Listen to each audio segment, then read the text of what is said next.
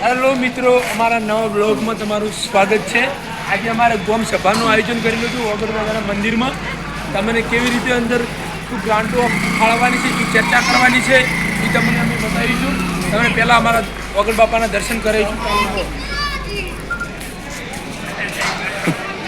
અમારા યુવાનો છે, બધા યુવાનો ચર્ચા કરવાની છે। માઇક્રો નહીં જો પહેલાં અમે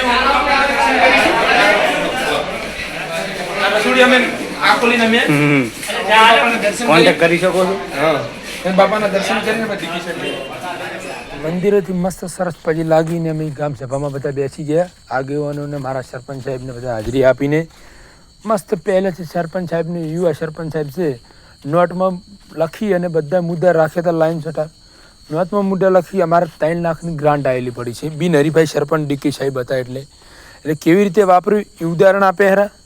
એટલે એનું ઉદાહરણ અમે સાંભળી રહ્યા છીએ બધા યુવાનો, બધા વડીલો।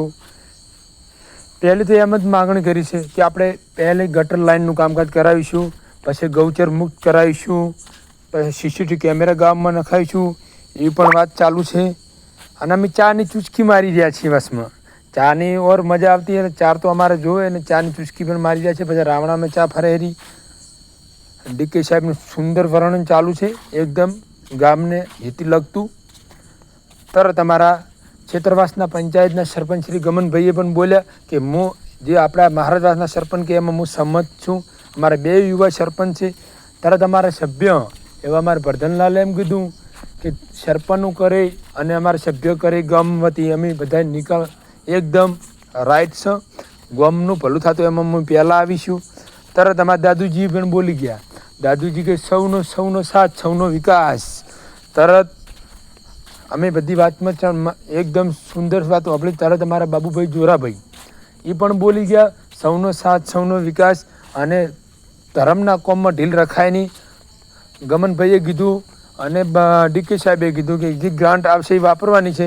એમાં પછી અમે ચર્ચા કરતા હતા સરપંચ સાહેબ આપણે ગૌચરમાં પહેલો એક અવાડાની સુવિધા કરવી છે। અવાડો બનાવશું સારો એટલે ગાયા માટે પાણીની વ્યવસ્થા સારી રહે।